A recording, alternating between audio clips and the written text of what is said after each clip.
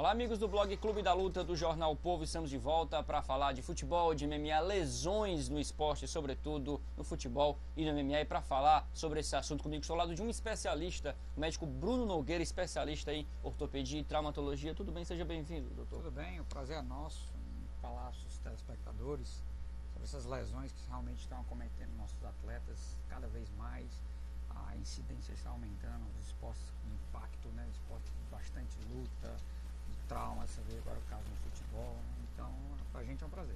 A gente tem dois casos emblemáticos pra gente discutir aqui, que é o do lateral esquerdo Teles, no jogo Icasa e Horizonte no Campeonato Cearense, sofreu uma fratura grave na perna esquerda ali, da tibia e da fíbula, idêntica à sofrida pelo Anderson Silva, né, na luta contra o Chris Weidman, também aquela imagem que chocou e rodou o mundo. E eu queria que o senhor falasse um pouco disso, sobre o caso do Anderson Silva, puxando para o nosso exemplo local, que foi o do Teles, porque você não só acompanhou o caso do Anderson Silva, conversando com o pessoal que participou desse processo de recuperação dele, como realizou a cirurgia do Teles, né? Então eu queria que você falasse esse tipo de lesão, o que a gente pode falar tecnicamente para o público, como é que aquele tipo de coisa acontece, né? Até porque as pessoas podem achar, uma pré-indisposição, a pessoa já estava ali suscetível a ter aquele tipo de problema, mas muitas vezes é uma fatalidade, né? Uma fatalidade, é. O Teles eu tive realmente o prazer de acompanhá-lo e a gente realizou a cirurgia já quase 2 semanas.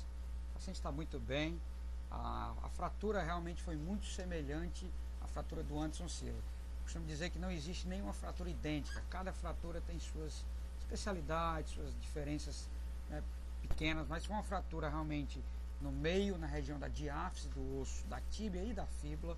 O trauma foi realmente um trauma direto, muito semelhante ao trauma do Anderson Silva. Ele chutou, né? Infelizmente ele chutou o joelho do adversário. O joelho é uma região que tem muita massa óssea, uma região dura, firme, e a região da tíbia, da perna que ele chutou, é uma região mais estreita, mais fraca. A predisposição, eu diria que a priori pode até ser que sim, porque é uma região mais fraca, mas realmente o trauma foi muito forte. O Anderson, ele realmente teve o contato com a fisioterapeuta dele, confirmou, mostrou as radiografias que foi uma fratura por trauma direto, não foi uma fratura por estresse. O mesmo caso do Teles, um atleta jovem, estava bem condicionado fisicamente, não tinha nenhum sintoma de fratura de estresse, ele não tinha nenhuma dor, pelo contrário, estava rendendo muito bem, e aí ele foi realmente tirar a bola com muita força, e o adversário o antecipou e ele acabou chutando a região mais fraca da perna contra o osso do adversário, e houve essa fratura. A sorte até para ele é porque estava usando o meião e a caneleira. Isso. E aquilo ali evitou da gente ter visto aquela imagem do Anderson Silva, da perna literalmente encurvando. No caso do Anderson Silva, houve até exposição óssea, isso, o que se torna mais grave, porque tem que ser feito com mais antecedência, para aí sim ele ter um melhor resultado. O caso do Teles não foi uma fratura exposta, foi uma fratura fechada, o meião, a caneleira conseguiram ainda manter a pele íntegra. A gente então operou ele me procurou na segunda-feira, ele é cirúrgico, na terça-feira já operei, foi de alta na quarta-feira muito bem, a cirurgia foi um sucesso. A gente fez uma haste intramedular bloqueada, é uma técnica hoje padrão ouro nesses tipos de fraturas no meio do osso. A fratura está extremamente bem estabilizada, está bem reduzida, ele não vai ter nenhuma sequela. Essa fratura ela não acometeu a superfície articular, nem do joelho, nem do tornozelo. Então já está fazendo fisioterapia, mexendo completamente livre o joelho e o tornozelo. A fratura está estável e bem reduzida anatômica. Claro, ele já está tendo uma perda de massa muscular pelo desuso, mas isso vai recuperar, isso é com treinamento normal.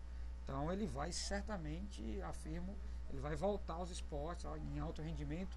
E até costumo brincar com esses atletas, eles têm um doping ortopédico. Ele vai voltar com uma haste em titânio dentro do osso dele, que vai tornar o osso até mais forte. Que a gente chama de canela de aço agora, Isso, né? Mesmo. Ele vai estar muito mais resistente, né? Uma perna vai ficar mais forte, mais resistente que a outra. Eu agora, tenho né? até, ele já autografou uma camisa do Icasa, né? Eu coloquei até no meu consultório, para mim foi um prazer, uma honra. Ele agradecendo, canela de aço. Eu Não, canela de titânio. Canela de titânio, né? Sempre muito bacana. Agora é interessante falar um pouco sobre esse tipo de procedimento que foi feito. Foi colocado uma haste. Eu queria que você explicasse como é que é feita a introdução dessa haste, que, enfim, se aquilo ali não causa nenhum tipo de infecção, problema, como é que é feito esse procedimento e a diferença da placa para a haste, né? Que a gente está acostumado a ver aquele caso tradicional da pessoa que quebra a perna, né? Tem uma fratura e coloca aqueles pinos externos ali, acaba esteticamente ficando muito feio, né? O que você pode falar desses novos procedimentos cirúrgicos que hoje em dia é muito mais práticos, né? Sem dúvida. Assim.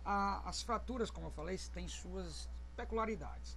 Uma fratura exposta, que tenha muito tempo de exposição, risco aumentado de infecção, você não pode entrar com um implante ortopédico, porque o risco vai ser ainda maior dessa infecção acometer não só mais aquela região, e sim todo o osso. Então, muitas vezes a gente tem que usar, infelizmente, eu diria até, o recurso do fixador externo, esses pinos fora, principalmente no serviço público, devido à demanda muito grande, os pacientes acabam sendo operados em 3, 4 dias depois, quando não meses depois.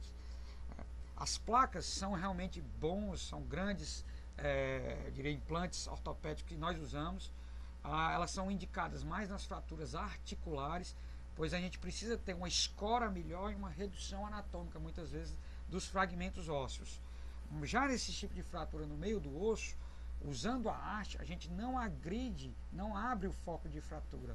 A gente consegue uma estabilidade sem abrir o foco de fratura. Isso é extremamente bom, benéfico. O calo ósseo ele é até muitas vezes mais forte, mais firme. O risco de infecção diminui porque não existe acesso. É uma cirurgia que a gente não usa visão direta do osso. Muito pelo contrário, a gente faz um pequeno acesso no joelho, introduz essa haste pelo meio do joelho, a medula do joelho, como é conhecida como tutano.